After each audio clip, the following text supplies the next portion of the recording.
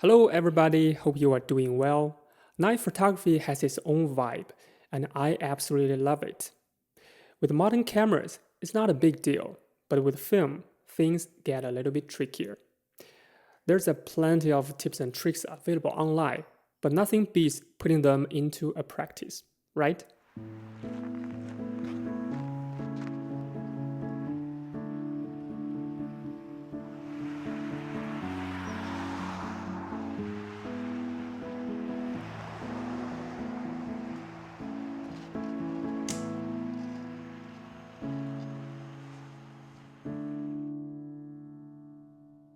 I've been planning this topic for a long time, and here's a lesson one. Be prepared to shoot in the cold weather.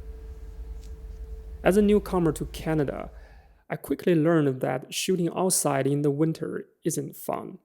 It was minus 32 Celsius, feels like minus 40.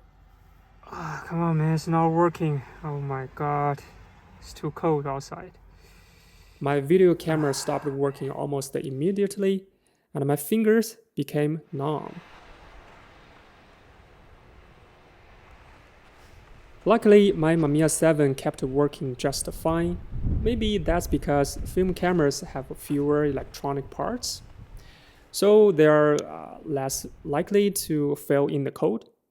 Either way, lesson learned, staying warm comes first. Back to the topic. My first attempt was with medium format Portra 160. You may ask, why not Cinestill 800T? Yeah, you are totally right. 800T is a good choice for night film photography. I just simply wanted to try something different, believing that proper expose would yield good results.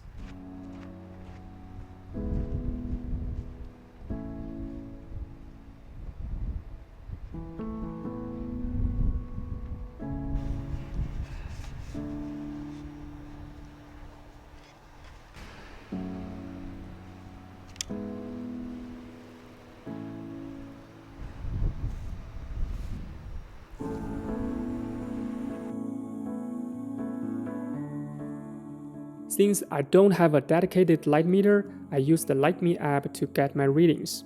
It's a feature-rich app, though I won't dive into the details today, but if you are interested, we can discuss it in the future videos.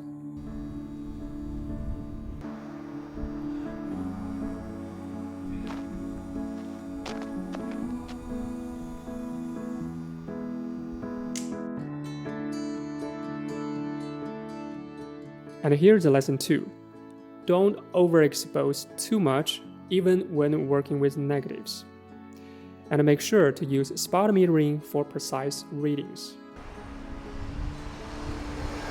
I was overly concerned about underexposure at night, so I overexposed each photo by one stop. However, I didn't use spot metering. Based on the app's reading, I also adjusted for reciprocity failure, meaning add more time to expose.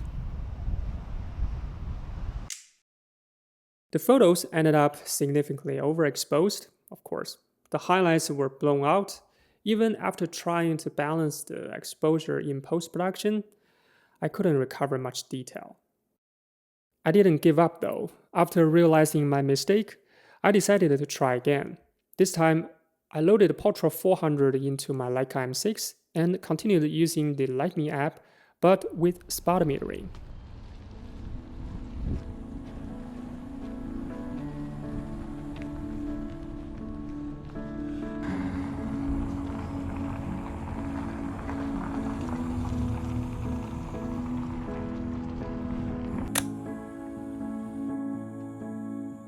So, where should I place my spot meter? During the day, we usually meter for the midtones or the shadows to protect dark details, but at night, it's opposite. You don't want to lose details in the highlights, as they are often the only visible elements in your photo.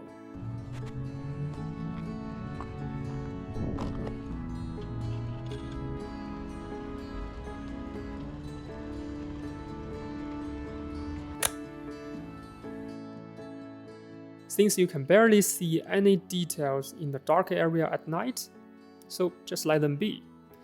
Using this method, I captured a high contrast night photos.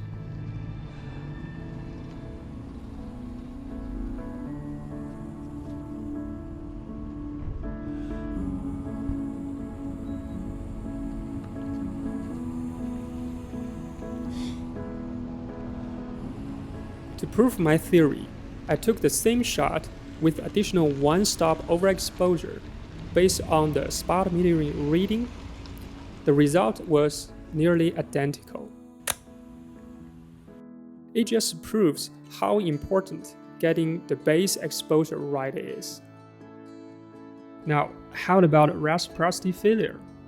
Well, it matters more for long exposures because film loses sensitivity over time. However, night film photography doesn't always involve long exposures, so you generally don't worry about it when your exposure time under 1 second. If you are using the high ISO film and spot metering for the highlights, reciprocity failure is usually not a concern. But if you do need to adjust for it, the Lightme app can calculate adjustments for some popular film stocks, or you can research the specific data for your film.